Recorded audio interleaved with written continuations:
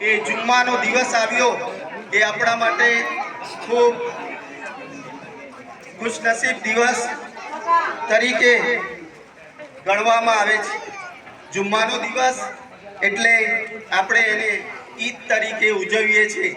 અને આજે આપણે સ્વતંત્રતા દિવસની પણ ખૂબ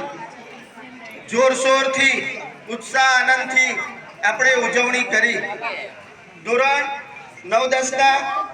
વિદ્યાર્થીઓએ પોતાની જે કૃતિઓ રજૂ કરી અને પોતાની અંદર રહેલી શક્તિઓને બહાર કાઢી એ બદલ તમામ વિદ્યાર્થીઓને હું શુભેચ્છા પાઠવું છું અને આ રીતે સતત શાળામાં થતી પ્રવૃત્તિઓમાં દરેક પ્રવૃત્તિઓમાં એ ભાગ લઈને પોતાની અંદર જે શક્તિઓ રહેલી છે એને શક્તિઓને બહાર કાઢી